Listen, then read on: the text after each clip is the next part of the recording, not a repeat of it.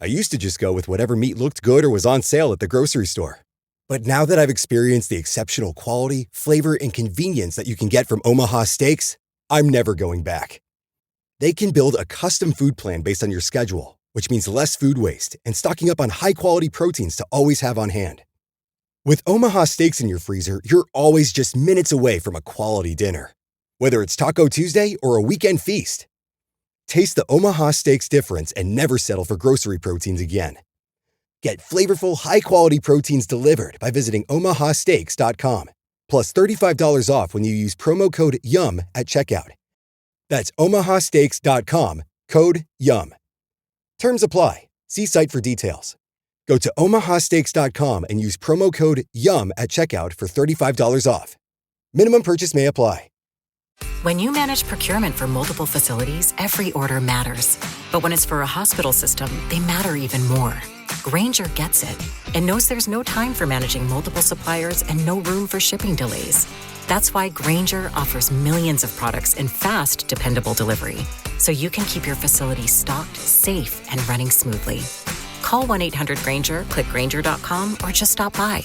Grainger, for the ones who get it done. Ladies and gentlemen, thank you for listening, downloading, and subscribing to the latest edition of the 12 Kyle podcast. I'm 12 Kyle. Check this out.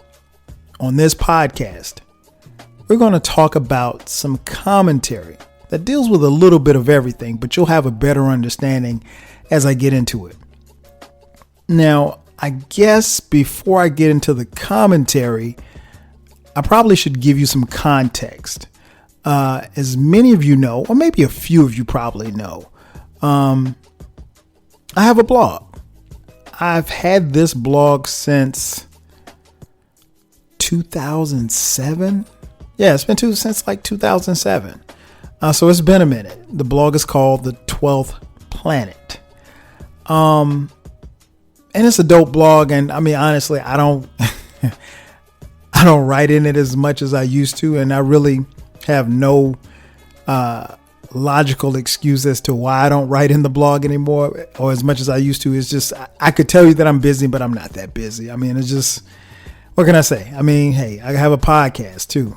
So podcast takes up a lot of the time. Nonetheless, every now and then I will go back from time to time and I'll read, a post or two, or sometimes if it comes up like in the Facebook memories or something, I'll read that as well. And I'll click on the comments in the comment section of the blog after, I read whatever it is, whatever it was that I wrote that particular day. And the other day, and I can't even remember which blog entry it was or what the subject was, but nonetheless, I had, quite a few comments in the comment section. And the comment section back then for blogs was really, really dope because you got a chance to learn a lot about people. It wasn't people weren't jumping in your comment section to hate. People really were, speaking on whatever it was that you were talking about. And this particular subject, it was something about relationships or something like that. And I got a comment from a commenter, The Reason. And what I want to do is share with you his comment on the post. And I want to talk a little bit about the comments that he made, because I thought they were very poignant. And he broke it down into this is like 4 different paragraphs, but it's not long, but very, very telling. And I want to give you, my perspective on his comments. So I'll read them as such. Quote, "When you're young and dumb, love is probably at its purest form. Job, status, family background, finances, etc. are not determinants for getting to know someone back in the day. Thus, it feels like you found true love." Close quote. Now, there's more to this particular section, but I want to stop right there. Finding true love. I think he really touches on a really good point here because, depending on if you're a certain age, there was a point in time where, it wasn't about, how much money you had or, what you could do for someone or anything like that.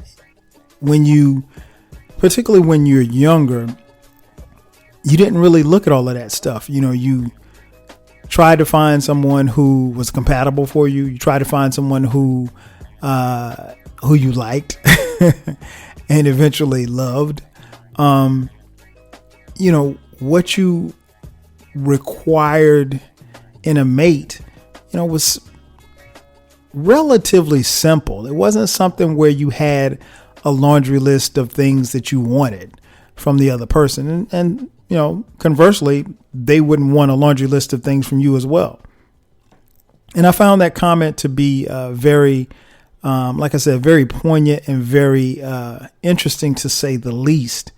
But depending on, what generation, like for instance, if you came up in my generation, this is home because growing up, we didn't look for that type of stuff. It was generally about the person. So that's who you were, attracted to. That's who you liked. It wasn't about, whether or not she had money. and it's not to say that people, date and eventually, get in relationships and eventually marry for money, but some do. And it wasn't about, your job status or, what your family background or what side of the tracks you came from. Shout out to the wrong side of the tracks. So it was, as he mentioned, it was a lot more pure back then, I think. But as he mentioned, getting to know someone back in the day, thus it felt like you found true love. So that's, I guess, I don't even want to call it puppy love, but it's really about establishing what in your mind and in your heart love was. And I'll pick up from there. He says, quote, "Not to sound like a bitter married man, but true love must endure more than just prom dates, cabarets, and dorm room sex." Close quote. Cabarets. That's funny. Again, he's got a point, and that concludes his first paragraph. He's got a point. True love has to go beyond that. Now, what is true love? Can you find true love if you don't know what love is? You might have a hard time. I mean, honestly, there are some people that you and I both know that would not know love if it hit him upside the head with a 2x4. I mean, honestly, because, part of what you find in love and what you find in relationships and what you find in marriage is, first of all, the love from within. If you don't have self-love, then you really can't love anybody else. And if you don't know love, then you'll never know, what your definition of love could be. And I think sometimes people get a little misguided in their thoughts upon the love that someone should be giving when they don't love themselves. So if I don't love me, I can't tell you how to love me because maybe, just maybe, I don't know what the hell love is. So he makes a really, really good point there. So let's move on to paragraph 2. And it says, and I quote, "Through my experiences, I've learned true love is earned, not found." Stop right there. That's a bar.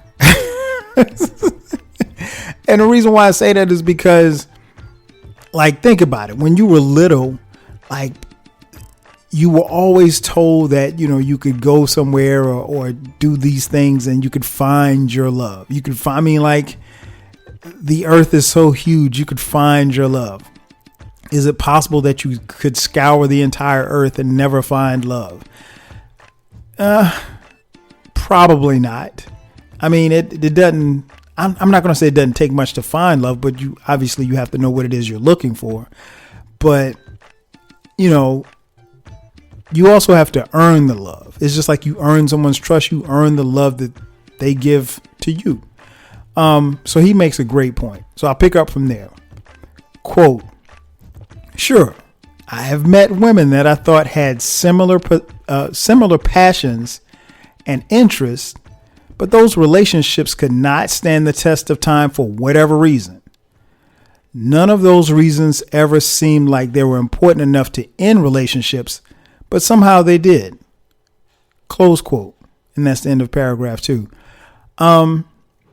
That's interesting because, yeah, we always think about, you know, what is going to make the relationship, what is going to make the friendship.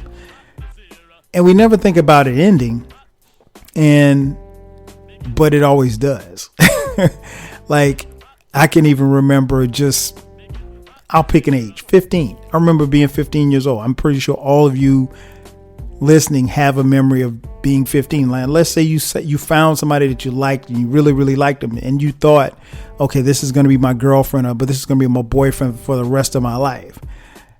Not so much. The reality is it wasn't going to last. You know, I mean, when you're 15, if your relationship can last 3 weeks, that's a pretty good relationship. I mean, you know, we go through these things, and it's interesting now for me being a father, talking to my sons about relationships and everything like that, because, you know, they tend to think that, yes, this girlfriend that I have is going to be my girlfriend forever. And, you know, I'm not here to bust their bubble, but honestly, girls of the world ain't nothing but trouble. Let me stop. That's old hip hop line. Honestly, I'm not here to bust their bubble, but I'm also here to, you know, kind of be realistic as well, to let them know that, you know, it's probably not going to last. I mean, if you're 15, you're probably not going to date someone and be with that same person for the rest of your life. It's possible, but not likely, right? So I think that's interesting in and of itself. But what the commenter is speaking to is just about, you know, yeah, you have an idea, you meet someone, they have similar passions, similar interests, and you think that the relationship is going to stand the test of time, but the reality is that it's probably not. And that's okay. I mean, that's not necessarily something easy to tell someone, but it's not going to last. Nonetheless, if you have that friendship, I think that can stand the test of time. But, you know, you have to ask yourself, what is more important, the friendship or the relationship? If you don't have that friendship, then you really don't have a relationship to build off of. So that's something to keep in mind. On to paragraph 3. He says, quote, I have thought about the concept of true love and the idea of soulmates. I could never really grasp and understand those concepts. And if I did, what does it actually mean? Nonetheless, I think it's conceptual at best. To find someone that you would be willing to live a lifetime with until death, to me, is the ultimate test of love. I know that sounds practical, but getting married and staying married are two different sciences. Close quote, end of paragraph. Now that's a bar. Getting married and staying married are two different sciences. I think that's interesting because a lot of times I hear people talking about, and let me just be real. I hear a lot of women from time to time talk about, you know, what their ideas are as far as weddings. And don't get me wrong. I mean, a wedding is a beautiful thing. It is something that a lot of women grow up thinking about. personally, for me, as someone who's been married at the time of this recording 19 years, I can't ever remember growing up thinking about a wedding. Now, I did know that I was going to get married at some point, or at least I figured that I would, right? But I never had any thoughts about what my wedding day would look like, because honestly, the idea never crossed my mind. I just thought, okay, yeah, I'll meet a woman, I'll like her, I'll eventually love her, we'll get married, we'll have a couple of kids, and we'll live happily ever after. And that's what it was supposed to be. But thoughts of an actual wedding, like the actual ceremony, I'm going to say that, and there's no scientific proof of this, but I'll say probably about 90% of men don't think about that growing up. You know, for those who even plan to get married, they probably don't give a lot of thoughts to their wedding day. And there's probably a lot of women that don't think about that either, but I'm willing to bet that there's more women than men that actually think about it. But I always caution people, most weddings last about 25 minutes. That's it. I mean, if you think I'm lying, the next wedding that you go to, time it. It's about 25 minutes, the actual ceremony. So you can literally get married in no time. But in the process of getting married, how much time are you looking to use to spend toward developing yourself and your mate and your future spouse, getting prepared for the wedding, getting prepared for the marriage and not the wedding? Because a lot of times people spend a lot of time on getting ready for the wedding, not as much time on getting ready for the marriage. I mean, you practice in a game. You go to practice for a game, right? You don't just show up to the game. So you can't put the cart before the horse. I think that's something that a lot of people have lost sight of. And I get it, because it's, fashionable. It's, you have these big budget weddings. And don't get me wrong, I'm not knocking anybody who wants to drop a bunch of money into a wedding. That's fine. Whatever, floats your boat, whatever you can afford, cool. Knock yourself out. But you have to prepare yourself for a wedding. You have to prepare yourself for a marriage and not the wedding. And as the reason said in his comments, you have to make sure that once you get married, you stay married. And anybody that's married will tell you that, it's not easy. Then again, it ain't supposed to be easy, but it's not easy at all.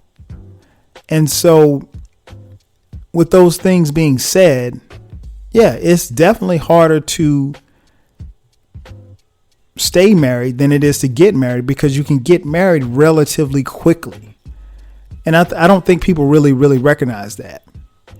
And I think for a lot, or for some, particularly like young men, like there's really not a blueprint for how you go about doing that.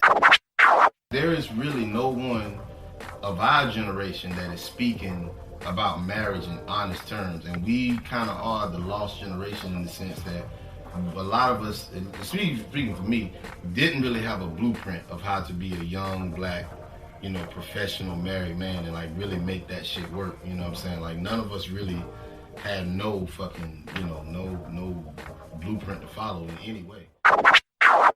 And I think he makes a great point there. He makes an excellent point there. And we're not told that. And when you're not told that, sometimes you're kind of left trying to figure it all out. And that can be problematic. But as the reason said in his comments, he talked about, the idea of soulmate. And he talked about not being able to grasp the concept of soulmates.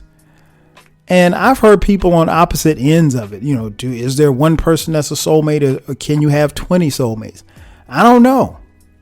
I mean, I would like to think that there's some credence to the theory that I was told when I was younger, that there's somebody for everybody. Does that mean that everybody's supposed to be married? No. Everybody's not supposed to be married. Everybody doesn't need to be married, to be honest. But it really just depends on your perspective and what it is that you want. But I think he touched on a great point there. So let's move to the next paragraph. He says, okay, we talked about, okay, let me move to the last paragraph. Quote, with that being said, I think I have been tagged as one that got away a couple of times, but I never viewed any previous relationship that way. Based on my commentary, I guess everyone could have figured it out by now. Friendships, relationships, marriages all require an honest and sincere investment. As with most investments, time will tell. The more that you put into it, the greater the return. Define the love you receive by what you give, and then I think you can label it true. And that, my friends, is the real. Exclamation point. Close quote. Man, you left a lot there to unpack. So let's break it down.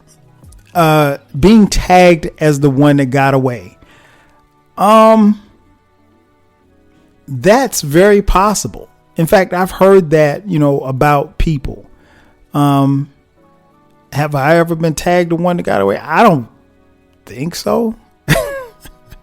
I might have been. I don't know. It's never been, said to me, at least not that I can remember.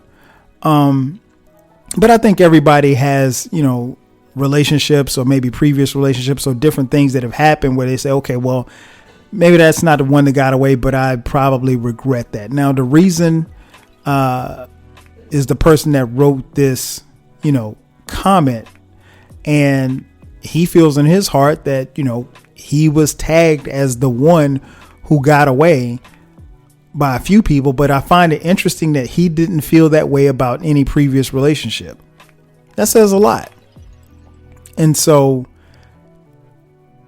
when you look at it like that, I think it gets pretty deep. And then he talks about friendships, relationships, marriages all require an honest and sincere investment. The operative word is investment. What you get in, what you put into it, that's your return. That's what you should get on your return. But it's just like anything else. If you don't put anything into it, then what's the likelihood that you're going to get something back? And the same can be said for a friendship. Same can be said for a relationship. And the same can definitely be said for a marriage. It's really about what you put into it. If you don't put anything into it, then how can you expect to get the return on your investment, if you will? But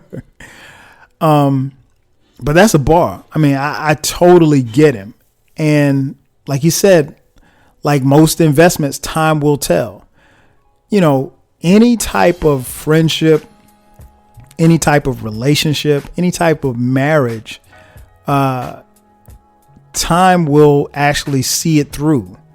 It will see it through good times and bad times. But how you weather those times really depends on you and the other person. But you have to realize that, you're invested in it. I always give the example of when I was younger, much younger, before I got married. Like I had friends who would, like one of my boys, he was dating this woman and they were pretty serious, but he would never move in. Like he would go stay at her crib for a little while and she'd come stay at his crib, but they never lived together. And his thing was like, he didn't want to live with her because he was just like, if I get mad with you, I can go back to my place. You can go back to your place. And this went on for a few years, and I kind of pulled him to the side one day and I said, look, if you operate under that mindset, then you always have a bailout. But if you live together, then, in a lot of ways, you have to stick it out. You have to, sit there and kind of concentrate and focus on what it is or what it's going to take to make it better. And that's the rough part of any friendship or relationship or marriage for that matter. And his response to me was like, I'm not in it like that. I'm not in that deep. And while his comment kind of took me for a back, but when I thought about it, I said, okay, well, that makes sense. If you're not into it, then no, it doesn't make any sense for you it doesn't make any sense for you to get together and live with her. And, ultimately they both got tired of that type of arrangement and they went their separate ways. But I learned a lesson from that. And that what I learned was that, everybody has their own pace. And ultimately, the levels of investment or commitment, if you will, that you have to a friendship, to a relationship, to a marriage, it varies. And it also varies from the people and how they actually go about it and how much they put into it. He was in a situation where he wasn't going to put but so much of himself into that relationship. And maybe, on the flip side, maybe she was too. And that's cool if that's where you both are. But ultimately, it's about how much you're going to invest of yourself, how much of you are going to invest in your finances, and more importantly, how much of you are going to invest in your heart into a relationship. Is this something that you want? Is this something that you just, we'll see what happens.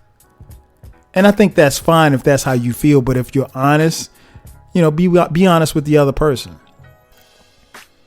In conclusion, man, I think I gotta thank the reason for this post. Again, I'm sorry. I can't even remember where I found the comment from, but it was on a comment on a post that I wrote. And I took a screenshot of his comment and I said, that would be something to bring to the podcast because it's layers. And I thought he did a great job of explaining, himself and then also the mindset of where some young men are. And, I felt him on that. And hopefully you can get something from that too, because I think ultimately we all want the same thing. We just have a different way of getting there. And when it comes to levels of commitment, I think we want to get there. We just have to go about it the same way and try to be on the same page. And ultimately, if we can do that, maybe we can make something out of this thing. That's going to do it for me. Ladies and gentlemen, thank you for listening, downloading, and subscribing to the latest edition of the 12 Kyle podcast. I'm your boy 12 Kyle. We'll catch you guys next time. 5,000.